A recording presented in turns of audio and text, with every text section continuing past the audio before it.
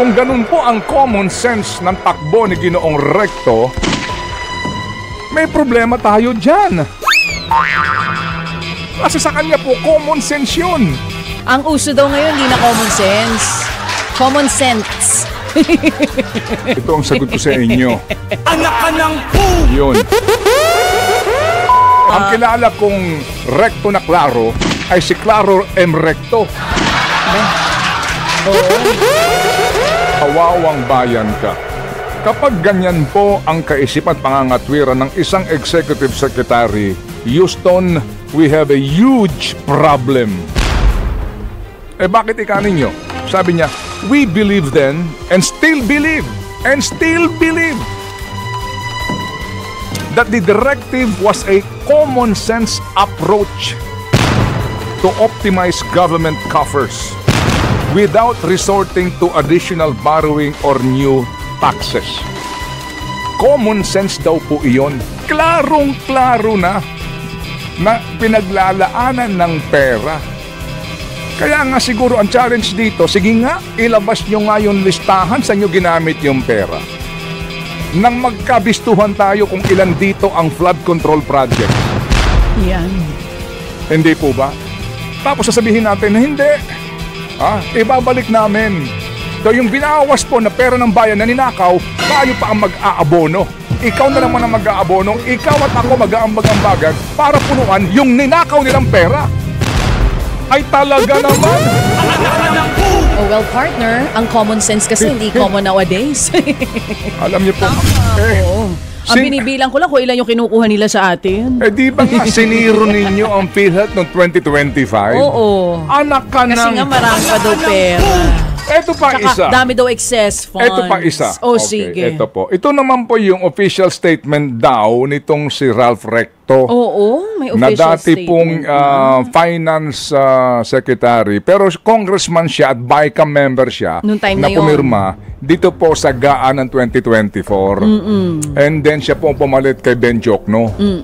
Okay? At siya po ang isa sa mga talaga namang idinedepensa itong naging maling gawin na ito ng gobyerno. Meron siyang dito statement dito. Basahin nga lang po natin. Anong sinasabi niya sa kanyang statement? Girl? And I quote, Okay. "We reiterate that the executive simply complied with the congressional mandate under the 2024 GAA and that the DOF's role is solely in revenue generation and debt and deficit management. We believed then and still believe that the directive was a common sense approach to optimize government coffers without resorting to additional borrowing or new taxes." End of quote. Ako po nung nabasa ko itong statement ni Mr. Recto, sabi ko, patay kang bata ka. Patay kang bayan ka. Kawawang bayan ka. Kapag ganyan po ang kaisipan at pangangatwiran ng isang executive secretary, Houston, we have a huge problem. Bakit ika ninyo? Sabi niya, we believe then and still believe that the directive was a common sense approach to optimize government coffers without resorting to additional borrowing or new taxes. Common sense daw po iyon. Common sense na gamitin mo yung perang inilaan ng partikular na koleksyon ng buwis para sa pangkalusugan pangangailangan ng mga Pilipino at gamitin mo sa mga proyektong questionable ng DPWH. Common sense. Common sense po ba iyon? Kung ganun po ang common sense ng takbo ni Ginoong Recto, may problema tayo dyan. Kasi sa kanya po, common sense yun. Hindi ho ba, hindi mo na kinakailangan maging isang matalinong tao o Harvard graduate o LaSalle graduate o Ateneo graduate o UP graduate, di ba? para sabihin po na mukhang wala sa sense.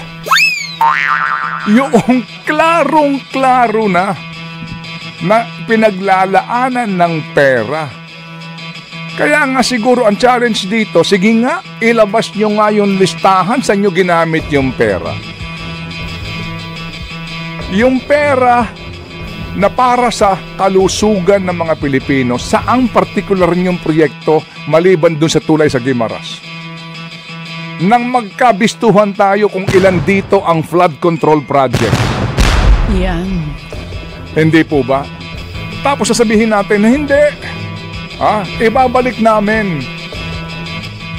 Pag nakwenta natin yung 60 billion na iyan at napunta yan sa DPWH projects na ang sinasabi nila Bryce and DPWH na umabot po sa 30 hanggang 50% ang komisyonan, mga kapatid. So ibabalik nyo sa amin yung perang 60 billion? Kumpleto ba yung 60 o may binawasan na po? Binawasan na po ng ninakaw na pera ng bayan. So yung binawas po na pera ng bayan na ninakaw, tayo pa ang mag-aabono. Ikaw na naman ang mag-aabono, ikaw at ako mag-aambag-ambagan para punuan yung ninakaw nilang pera. Ay talaga naman! Oh well, partner, ang common sense kasi hindi common nowadays. Alam niyo po, ang kilala kong rekto na Claro ay si Claro M. Recto. With all due respect. Kayo naman, wag na kayo magalit. Hindi ako nagagalit. Ako lamang po, mga kapatid, ay passionate sa isyong ito. Oo, tama naman. Kasi nga naman, mga kapatid, sa ating naitampok na episode ng Think About It, bakit ba madaling araw pa lang ang haba ng pila sa mga pampublikong paggamutan? At ang iba, mga kapatid po, ay dun na natutulog para mauna sa pila sa kawalan ng pasilidad ng mga pagamutang pambayan. Bakit ho ba ang iba, mga kapatid, ay napipilitang mangutang para po sa kalusugan nila at ng kanilang mga mahal sa buhay? Bakit ho ba yung iba na pupunta po sa pamahalaan na pagamutang pambayan ay pupunta sa ibang pribado kasi walang MRI facility yung ospital? Bakit ho bang ang dami pong mga ospital ng gobyerno na nasa pasilyo ang mga folding bed ng pasyente? Bakit ho ba kulang sa gamot, kulang sa pasilidad, kulang sa pera ang ating pangkalusugan na budget? Bakit? Kasi nga ninanakaw. Diba? Ninanakaw. At bahagi po, mga kapatid, na pera nga para dito sana ay PhilHealth na kung saan pinag-interesan pa po nila. At ngayon, sila pa po nagsasabi na ito'y common sense. For Diyos por Santo, kapag ganito ang kaisipan ng gobyerno sa common sense, may problema tayo. Think about it. Well, kung isang Pilipino, partner, may common sense, ay alam na kung anong magiging reaksyon doon sa pahayag na yon ni Executive Secretary Recto. Kung may common sense ka talaga, Opo, sa OSG, kasi pwede ka magpanggap na may common sense ka eh. Pwede mong sabihin common sense yan, kahit hindi.